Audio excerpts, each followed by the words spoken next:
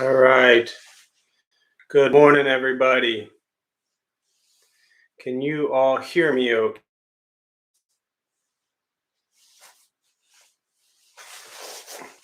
Hi, Amy. Just give me a thumbs up. Let me know if the sound's all right.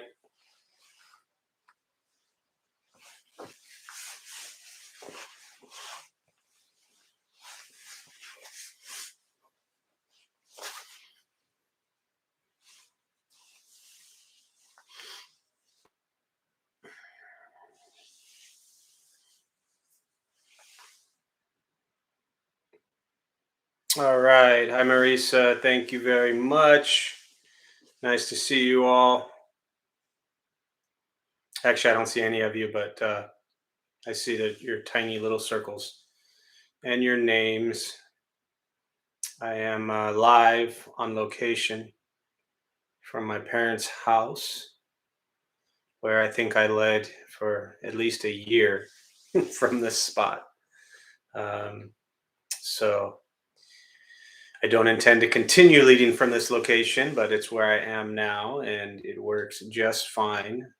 Um, Hopefully, Temple will open again soon, but we're going day to day with that, as everyone else in the world is struggling, um, just like we are. So we will do the best we can with what we've got.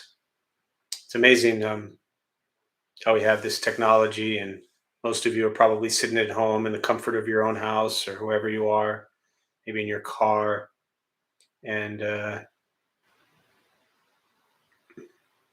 probably warm and had breakfast and food and your coffee and tea and all that stuff. And yet, and we're able to connect here virtually and do a meditation and talk and have a nice little time together. And even with all of that, we'll still find things to complain about. So I think these days, in the middle of a pandemic, simply being alive and at home is that's a bonus. That's just like being alive, and then being home is a bonus. It's just grateful we can be here. So um, very hectic days recently, and I think we maybe got comfortable. People got comfortable, kind of settled in, and I get it. Everyone's kind of over it, ready for the stuff to be done, but it's not done. So when you get comfortable with it, it tends to make things worse. And then when you have to shift again back to this virtual setting, it's a little jarring, um, because it's not what we wanted. But as I said to somebody the other day, they said, I'd like for something to be a certain way. And I said, well, unfortunately, in life, we don't always get what we like. So we get what we have. And if we can just be grateful for what we have, we'll be all right. So we'll start there. With that, I'll go ahead and start a meditation practice. Actually, very quickly, for those of you who are regulars here, welcome back. If you are joining us for the first time, welcome. There's a chat box on the screen there somewhere, as you'll see. Once we transitioned back to in person, I was just streaming live from the temple and really wasn't able to see the chat. But now that we're doing it just virtual, I can see you all here. So feel free to comment or say hello. Anything you like. Good morning, Benton. Glad you're joining us, and we'll go ahead and get started. Another attachment. Well, I'll just leave it at that. So for those who might be sitting with us for the first time, a couple things I'll tell you. Nothing's going to happen to you. You're not going to float away. Good morning, Lisa. You're not going to have any mystical, magical experiences. The mind that races all day long is not going to shut off. Don't judge your practice. I mean, you don't ask yourself, is it working or not working? Are you doing it right or wrong? We're just going to sit and we're going to breathe. You'll hear sounds inside your room or outside, wherever you are. Maybe the TV goes on, the phone rings, the dog barks. This is life. Life is filled with chaos.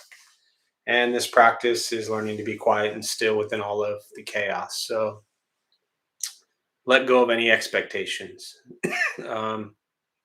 Posture, you just want to be comfortable. If you're on a cushion or chair, it often helps.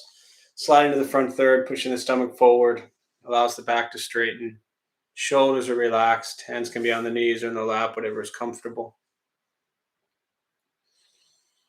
I will guide us as we begin, and we will settle into a little bit of silence. Most important with this practice, don't expect anything.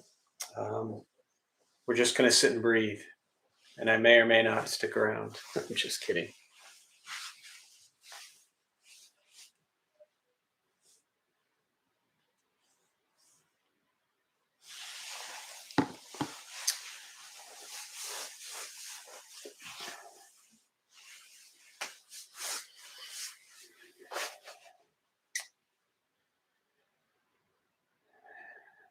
And we'll start with taking 3 deep breaths slowly.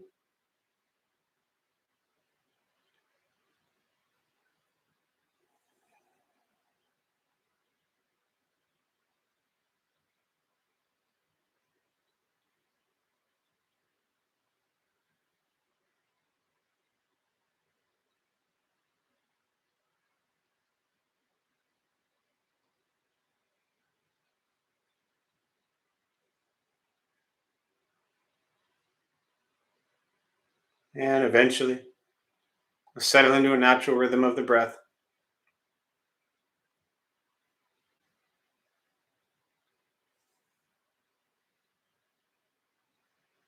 Eyes are closed if comfortable, or slightly open.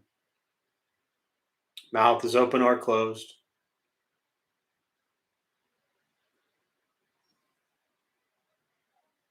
Noticing the mind as it wanders, jumping from thought to thought.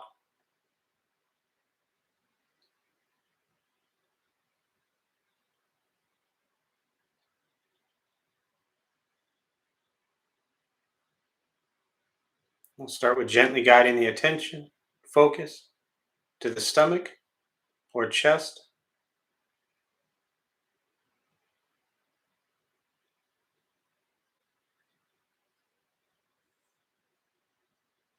Breathing in, feel them rise.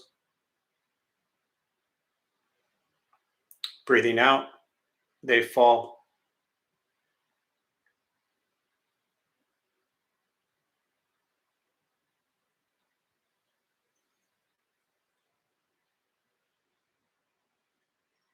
Simply going to continue this practice, observing sensation of breath.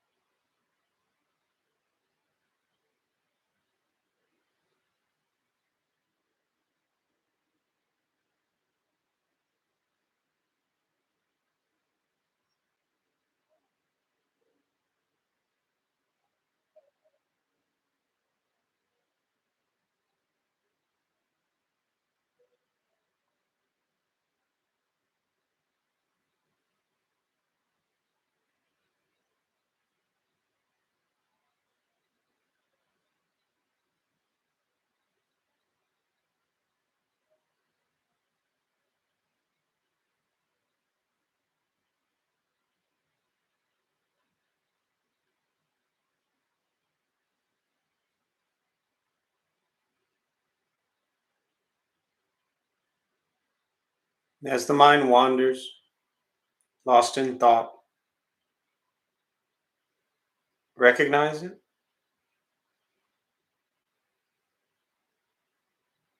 release that thought, return attention, focus to the breath.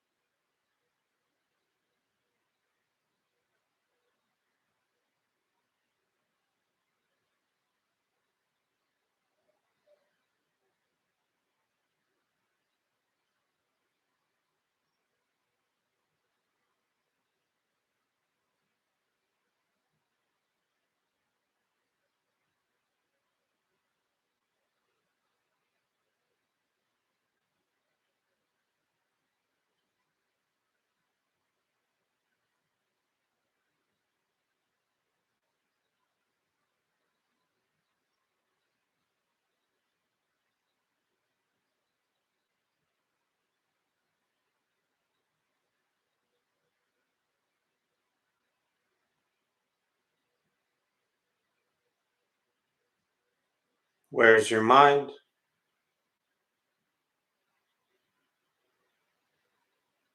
Return attention, focus to the breath.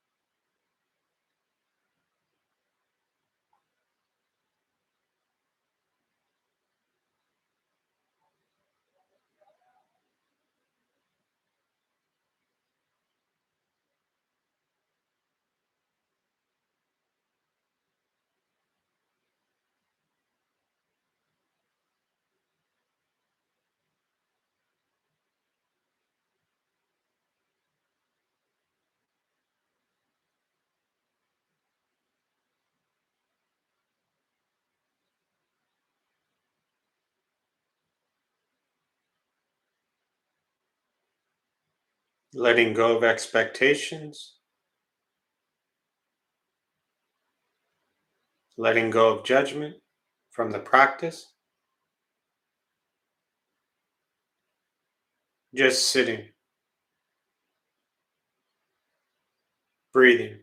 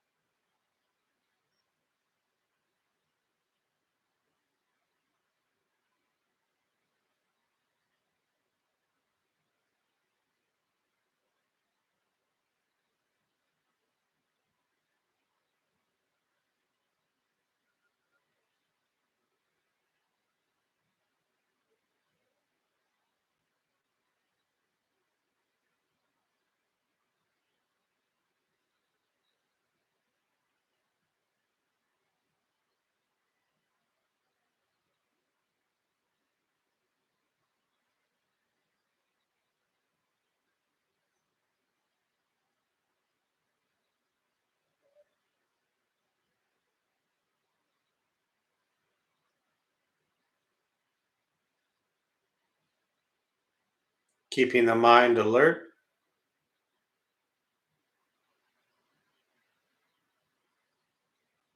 aware of each sound,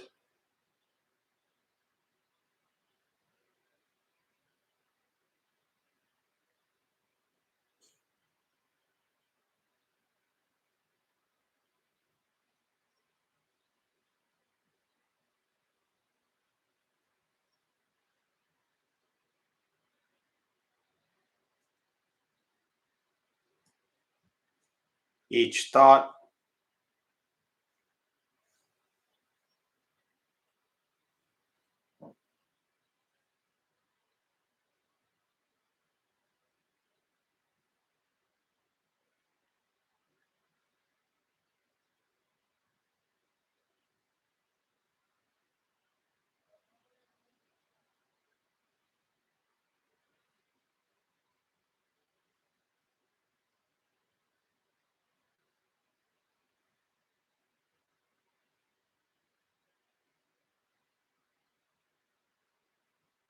each physical sensation,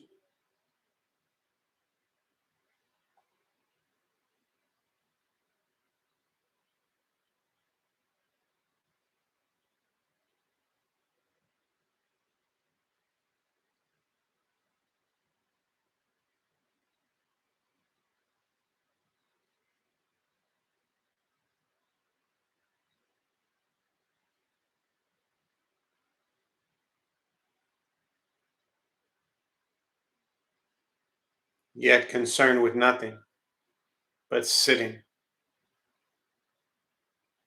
breathing.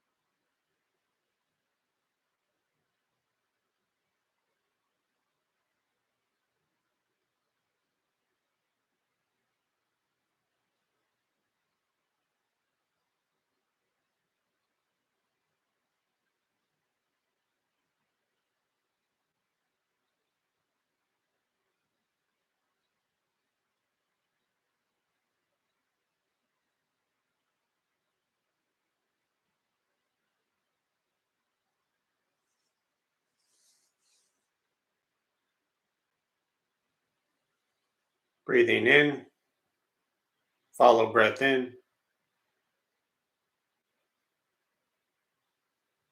breathing out, follow breath out.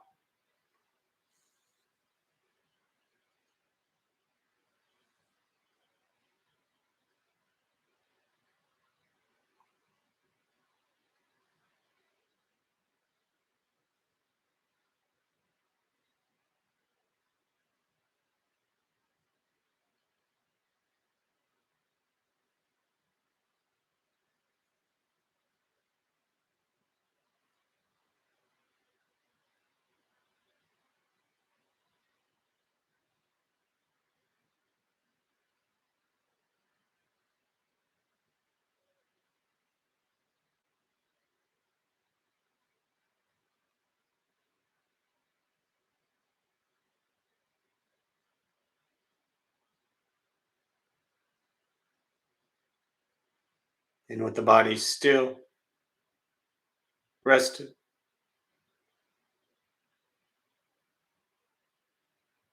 and the speech quiet, aware of all sounds, and the mind learning to settle, know what it's like to just sit and breathe,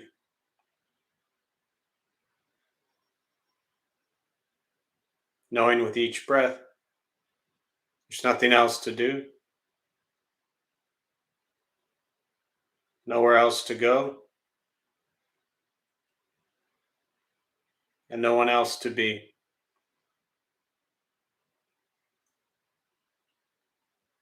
Everything beautiful, exactly as it is, sitting, breathing.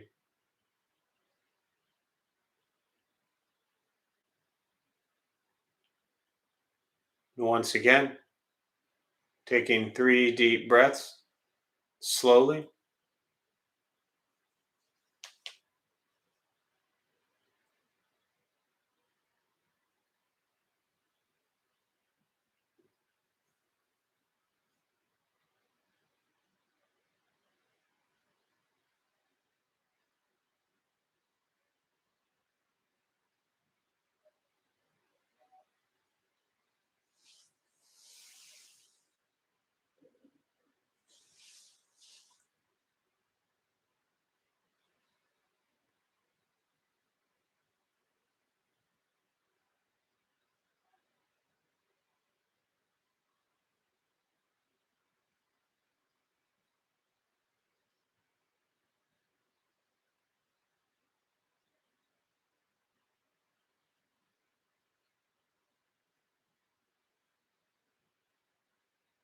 And when ready, slowly open the eyes.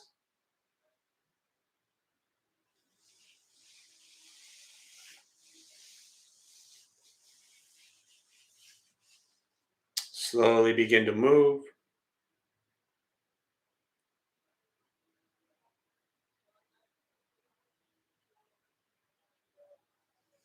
And most important, with the practice of meditation, is to recognize how you feel now, immediately after. Compare this to how you typically feel throughout your day. Recognize the difference, if there is one. Ask yourselves how you'd prefer to feel every day for the rest of your life. And realize however you feel now, if it's quiet, calm, and still, or a busy mind, racing mind, whatever you're sitting with at this moment, it's not from anything I said. It's not from how we sit, hold the hands, or cross the legs. It's not from sounds around us or anything else for that matter. It has everything to do with your own mind and your own mind's reaction to an external condition. This is what the Buddha called pratitya samuppada, means dependent origination. This is the basis of the Buddha's awakening. The word Buddha simply means awakened. He was a human being, no different than any one of us, who began to understand why he suffered, why he got angry, sad, depressed, stressed, anxious. He began to understand the causal relationship of all phenomena.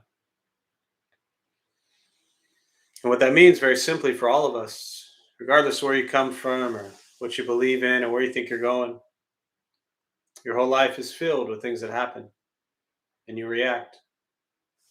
More stuff happens, more reactions. That's what we get. This practice is learning what it's like to respond to something quietly, peacefully, still. Because for most of us, the way you responded to the last 20 minutes is quite different from how you respond to everything else that's happening throughout your day. So all we're working on is closing the gap to where the way you feel now is closer to how you feel always. just as driven, motivated, productive, successful, whatever that means to you in your respective lives, but with a mind that's steady, clear, focused, distracted by nothing, disturbed by no one. This practice is not easy. It's not necessarily fun. It's not an escape. It's direct perception into this present moment. And very often, this present moment is difficult. If you've come to meditation or Buddhist practice, or you're new to it, thinking that it's just going to quickly make everything in your life better, it doesn't work that way. It helps you see things as they are, a little more clearly, beyond our perceptions, expectations, judgments, critiques. It helps us embrace this moment as it is. So whether this moment is pleasant, unpleasant, or neutral, it doesn't change what the moment is. Meditation is free. Buddhist practice free. Sitting, breathing, learning to be kind to yourself and everybody else. And that's it. Once we stop trying to change, fix, control, manipulate everything around us, and we work on changing our mind and our reaction to the world around us, life gets simpler. But it takes time. So we continue to practice.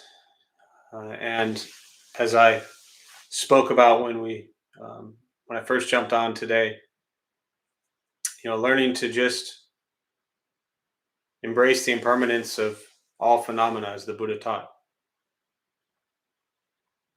That everything is subject to change. And our ability to adapt to that will determine very often your mental, emotional health and well-being. When we resist change, we fight against change, we struggle with change, we suffer quite a bit. But if you can be present in each moment and just experience it for what it is,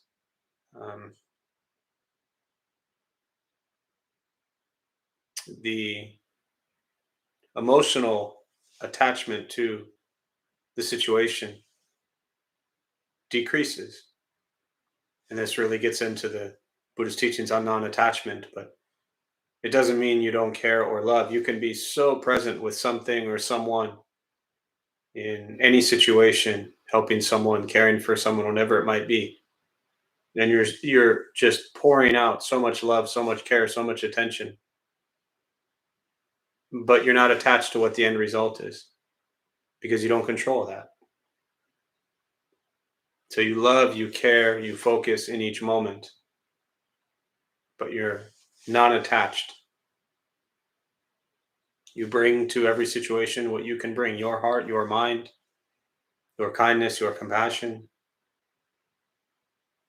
or your greed, your anger, your ignorance. You choose what you bring to each moment. And this is the practice. And what we're all facing right now, globally and then locally here as a community and a sangha, is a lot of impermanence. So I'm glad we get to go through it together. That's, for me, one of the big pieces of what sangha is, what community is, the triple gem, the Buddha, Dharma, Sangha. So being able to appreciate each other and to learn with and from each other. None of us any wiser or any closer to enlightenment than any others, just people together on the path, figuring it out. So with that, I will pause. And as always, I really just prefer to respond to questions. If you are joining us again for the first time, welcome. You'll see we have a chat box here on the screen. We were virtual for 16 months and then went back to in-person about 6 months ago. Just last week, we transitioned to virtual again. So virtual now, and Today I am live and on location at my parents' house. So I am happy to be with you all and happy just to be alive. That's it. Like, boom, I'm alive. Good. That's all. I don't want anything more than that. So I'm able to see the chat box here, which, like I said, when I'm filming live at Temple, I don't actually see it. Um, but for those who joined in or said hello after, let's see, Lisa again, good morning. Amy, Graham, Darcy, Christina from Hawaii. Um, we're just, we're going viral. I think that's just how it is. Cynthia, good morning. Elizabeth, I think that's Beth, and Martina. Glad you can all join us. Wonderful to see your names in little circles with potentially a picture in it. So feel free to let's get started with any questions you have. Meditation, Buddhist practice. You can type it in there on the chat box, and I will go ahead and respond. Jana, good morning.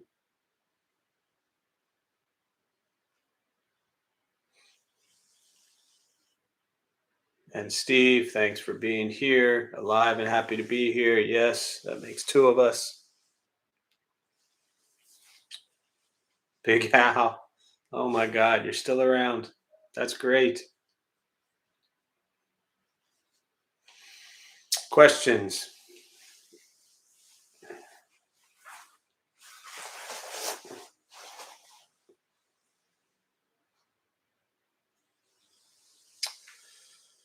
Well, there we go.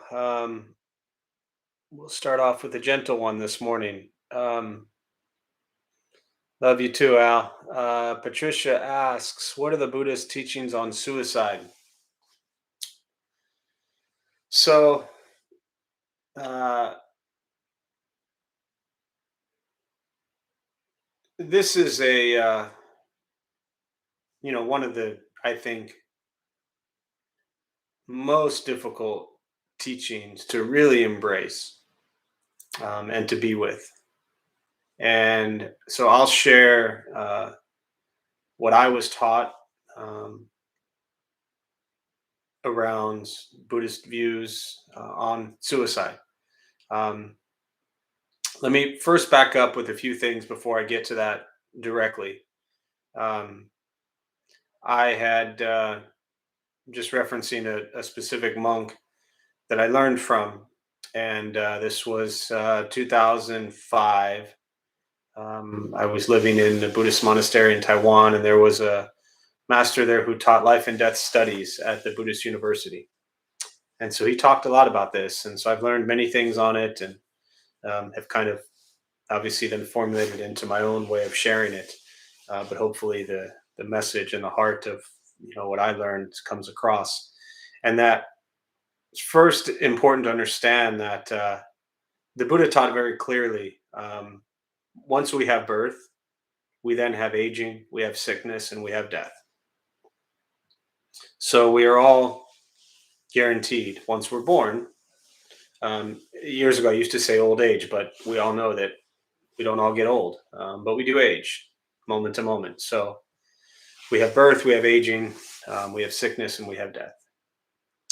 Another thing I learned is that, which I thought was really profound, was that what he shared was that we as humans, we it's nearly impossible for us, especially in a Western context, the way we're raised. Most of us not raised with rebirth ideas or reincarnation ideas.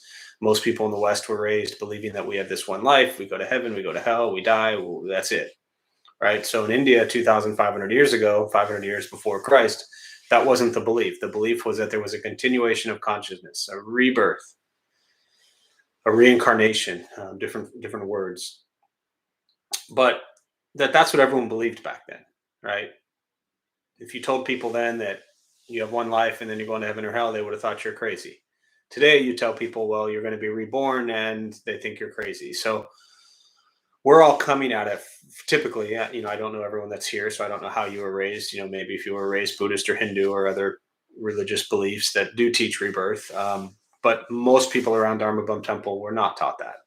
So it's very difficult for us to even begin to explore this teaching because we're still convinced that this is my life. I am Jeff, and that's my starting point. And I'm convinced that if I'm going to think about yesterday or a past life, that I'm thinking about it as this life, Jeff, and that was someone else.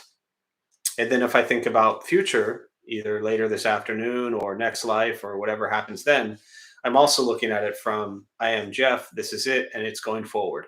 So past and future, we are perceiving from this attached sense of self that we think is a permanent Jeff. And that, the Buddha said, is not correct. Now, a beautiful teaching, again, referencing the same master, what he said was, with that, what I just explained, being our own attached, ignorant not being dumb, but just not knowing, what he said was that that's the mistake, is that we look at this physical form and we think there is this life and that's it, and then past or future. But what he taught is it's all one continuous life, one continuous state of consciousness, endless, that takes on different physical forms. And in this life, this physical form as Jeff, I think that's it. But the metaphor was, or the example was, if you have a teacup and you have a cup, you have tea in it, it makes it a teacup, you shatter it, the cup breaks, you have then tea on your hand, it's on the ground, it's on your leg, you take a rag, you wipe it up, there's tea constantly going from the cup to the hand, to the knee, to the floor, to the rag, and there's tea just everywhere. Now that tea is our consciousness. It's changed, the shell that it's in changed, the cup, the body, the rag, the floor, but the consciousness is continuous. So that, for me, when I heard that teaching a long time ago, it made sense. And each physical rebirth, then consciousness continues. So when you look at a practice or a teaching, I should say, around suicide, I think it's important to, at least for me in sharing it, to understand that when the Buddha was teaching about suicide or anything related to birth or death, that was the lens. It was an endless continuation, meaning that no matter how you die, whether it's of natural causes at old age, whether it's from suicide, whatever it is, there is a continuation. So it's not the end. There is a continuation. Now, the really difficult part for us to swallow with suicide is that what the Buddha taught is that what is most important in determining, not completely, because there is past karma that plays into this, but one critical factor in determining what the rebirth is like is what your consciousness is like at the end of that physical form. So think about if you wake up in the morning and your first instant you're in a good mood. There's a good chance that you'll stay in that good mood for a while until something happened, boom, puts you in a bad mood. Now, very often we wake up and immediately you open your eyes and you're just in a bad mood. And you'll stay in that bad mood until, boom, something happens and now you're in a good mood. So that mood that you're in, just to use that word that we understand, hopefully, is continuous until it gets interrupted and changed its direction.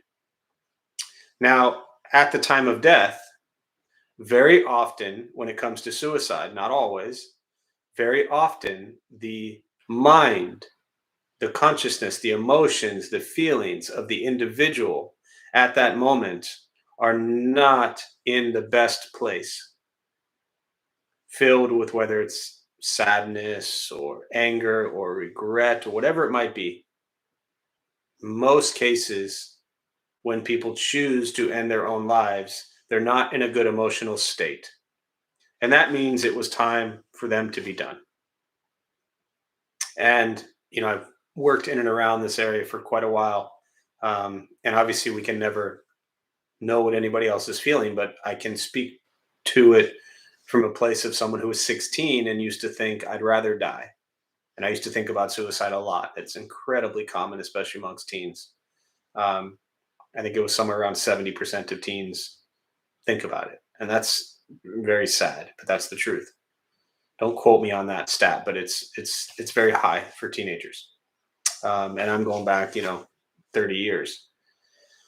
Uh, so I know what it's like to be at that moment where you're thinking about it. Now the challenge is when that moment comes and your physical form ends, that consciousness will continue in that mindset. Now, past karma, as well as many things as the consciousness continues, can alter then the direction of that consciousness and that rebirth. So, for me, I think the really valuable or important way about perceiving uh, those who choose to end their own life is that for whatever reason, that was their time to go. And they went when they needed to, when they wanted to, and they chose that in most cases. So it's often, if not always, hardest on those of us who are left behind. Um, I lost someone very near and dear and close just maybe 2 months ago to that. And it's hardest on us because it leaves us with questions, confusions, um, the standard wishing we had done more, wishing we could have stopped them, wishing all these types of things. And then we can spend our entire life wishing and hoping and regretting and wanting to have done things differently. But what's always helped me with this practice is to recognize that their consciousness, their karma will continue. And they did what they needed to do um, at that moment. Um, so hopefully that's helpful um, for you this morning.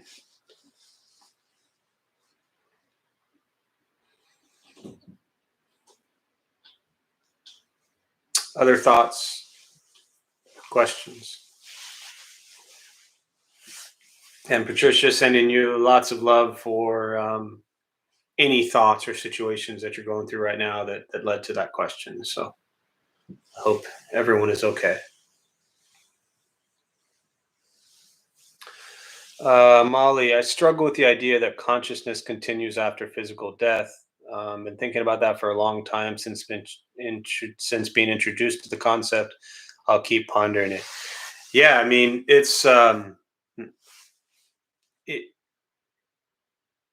for most people that I have been around in this, Western Buddhist setting for 18 years, I find it nearly impossible for people to just be like, oh, yeah, okay, I get it. Consciousness continues.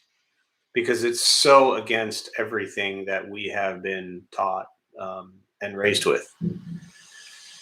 So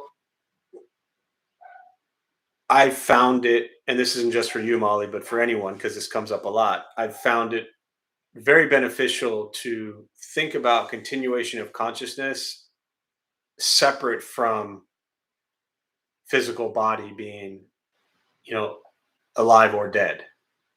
Meaning, my consciousness was there this morning, it's there now, and it's there later today. And again, this goes back to what that master was teaching, is that we make this assumption that this physical form is all that we are. And in a very practical sense for me, while intellectually it makes no sense to me because I was never taught that. Um, Scientifically, it makes no sense to me because I just don't understand science, and I'm not going to read two articles on the website, some website, and pretend I understand science or that I've done research on it. So, and I have zero knowledge or education on anything scientific whatsoever. So I'm definitely not going to pretend to know anything about that with anything. Um, but what I did personally was when I look at the Buddhist teachings and like 95% of everything he said to me is so crystal clear and perfect and wise and brilliant. um, I then look at things around rebirth and say, okay, they might not make any sense to me intellectually, they might not scientifically make any sense to me, um, but since 95% of what he taught to me is brilliant, I just kind of throw in the other 5% and I say, for me, I'm all in. um, that's just been my belief and my practice. And what it's really helped me with in doing that is then, uh, if we do actually believe in that, it can drastically change your life.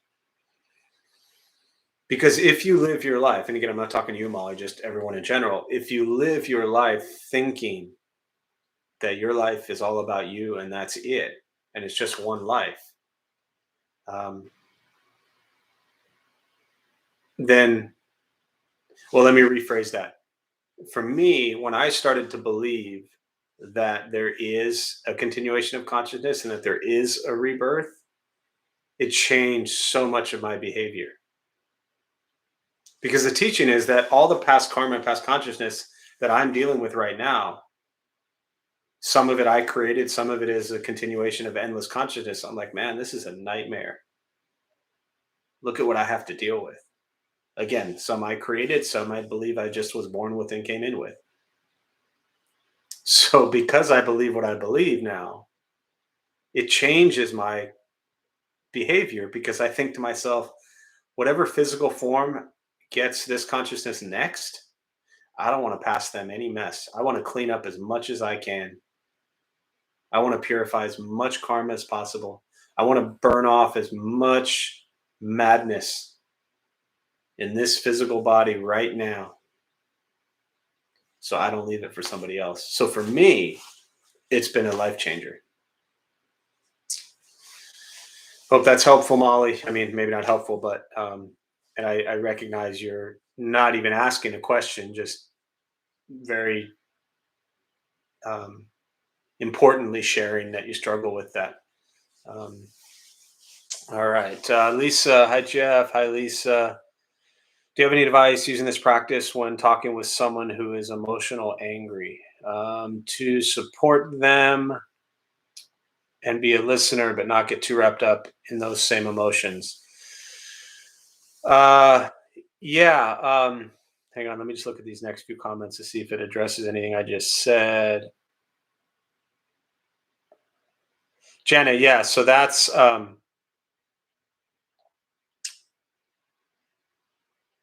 and Martina. Okay. Let me just address these two things, Lisa, and then I'll come back to your question. Um, Jana, so the question, can that sad, anxious consciousness at the point of death be changed after death as in life? Um, yes. And that's really what I was referring to earlier is that, so again, and this is a good example, not to like fault you or blame you, but this is what I'm talking about. What we are thinking about right now as we sit here is if somebody else commits suicide, or if we were to commit suicide, can that consciousness change in the next life? What the teaching is suggesting is to recognize that we have consciousness from endless time before us. So we have changed many directions of things from past consciousness and karma. And another way to look at it is forget, and this is where Thich Nhat Hanh does a lot of teaching. Often you'll hear the expression of no birth, no death. no coming, no going, no beginning, no end. There's a great 4th century Buddhist philosopher, Nagarjuna, Nagarjuna. And he has a text, a teaching, fundamental wisdom of the middle way. And this is where, and this was back in 2003, which is crazy, but my very first real Buddhist stuff I started to study when I went to the temple was Nagarjuna. So like 5 of us would sit around looking at Nagarjuna's texts of fundamental wisdom in the middle way, and sit there thinking we knew what we were talking about, and throw out all our thoughts and ideas about Nagarjuna's teachings. But what this really, I think, brought into my life, and then I think Thich Nhat Hanh does a beautiful job of it, is the teaching of no birth, no death, no coming, no going, no beginning, no end. Just one endless continuation. So instead of necessarily thinking about, can the consciousness be changed after death, as in life, the question I would ask you, Jen, or anybody here, is we change our thoughts all the time. We change our reactions all the time. We change our views all the time. We don't change our views all the time. Maybe we should change them more. But, right, we change our thoughts constantly. We change our actions. We change our behaviors in this life. So if you take away this attachment we have to physical form, and you just have consciousness, then if we can change it now, it can change anytime. So the simple answer to your question is yes, but I wanted to give some, hopefully, depth or context to it to make it crystal clear. And Martina, so the 5% leap is an act of choosing faith, not proof. Yeah, absolutely. For me, and this is where a lot of people who come to Buddhism often come from other religions that are very much faith-based and devotional. And people come to Buddhism thinking, well, it's not a religion, it's a philosophy, and I don't have to have faith. And a lot of that is true. It is a philosophy and a way of life, but it's also a religious practice for 2,500 years. And it also has tremendous devotion and faith involved for those who choose that. What I call cultural Buddhism, when you go to places like Taiwan or Japan or Thailand or any local Buddhist temples that come from Eastern cultures, they're bowing and chanting and praying all day long. There is tremendous faith and devotion in Buddhist practice. It's just us Westerners that very often are burned out from some other religion. So we're like, well, I'll go to Buddhism because it's just a philosophy and a way of life.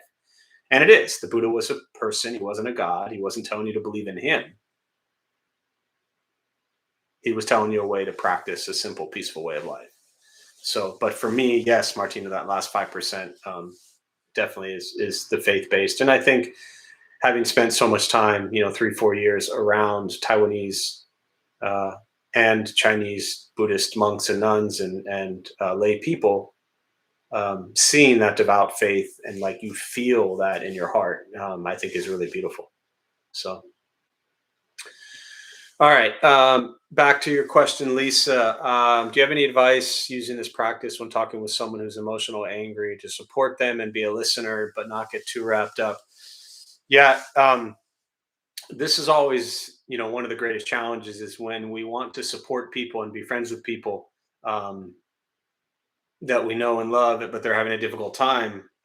And if you're, if you have a lot of empathy, often you can kind of grab those emotions and make them yours.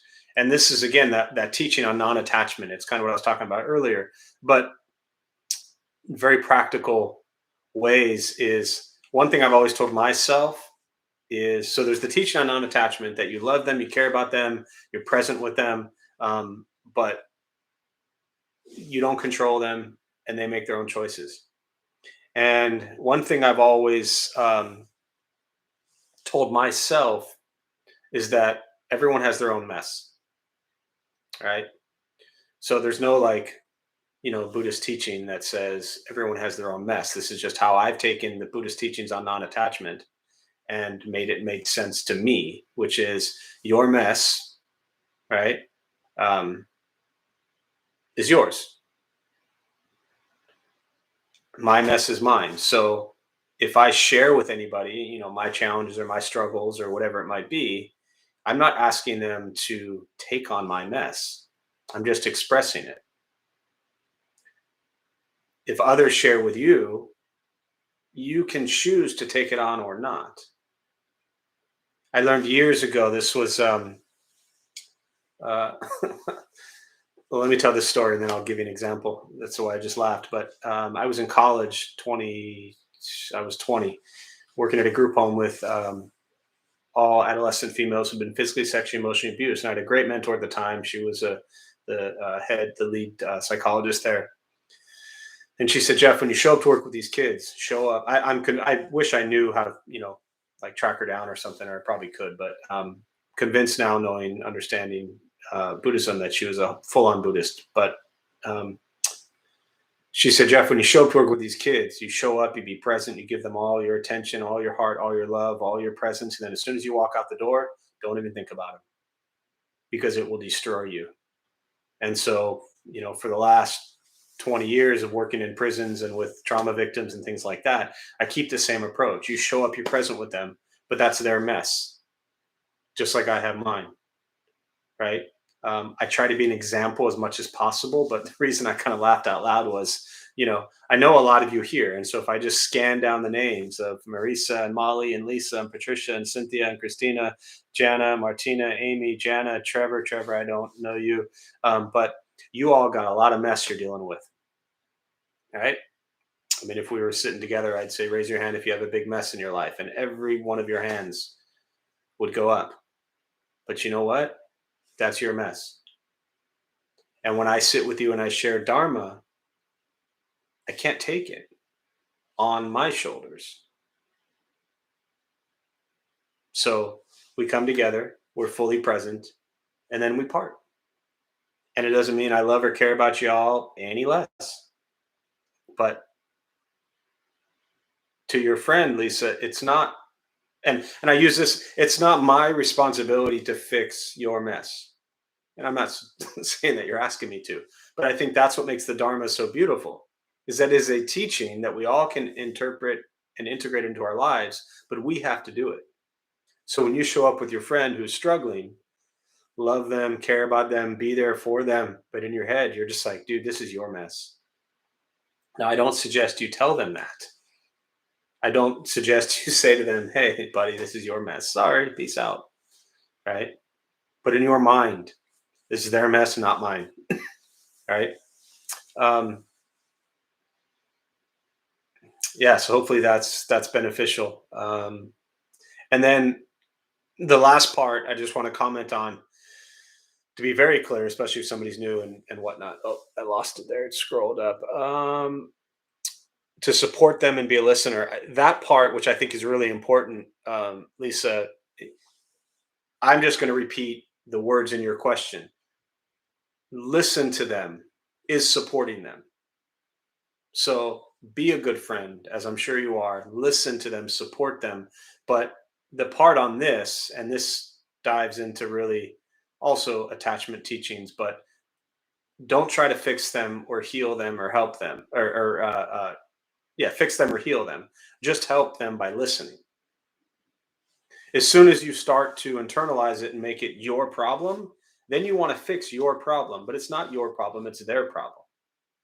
So to support them is to listen to them. Just listen. Give advice if they ask for it. And also recognize your boundaries too. I mean, there's only so much we as humans can take on. So remind yourself it's their mess and listen to them. So, all right. We're about out of time here, but let me see, or we are out of time here. Let me see here. Beth is asking to discuss before sharing sexual intimacy in relationships, the desire to feel false security outside of myself. If we go to this level.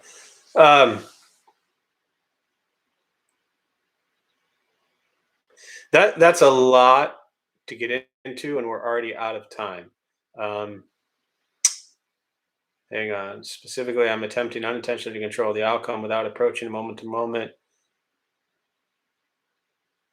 Yeah, that we're already kind of over time, and I really that would take a long time to really address. But I think let me give you a quick, maybe 30-second response, and then I'll wrap up here. Also trying to understand the question better, but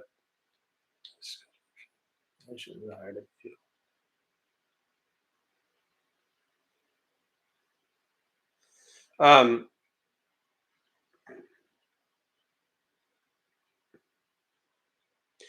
yeah, that. So I think that question is that's the what I'm feeling right now when I hear that question is way more therapy.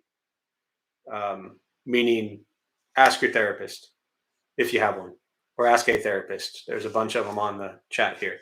Um,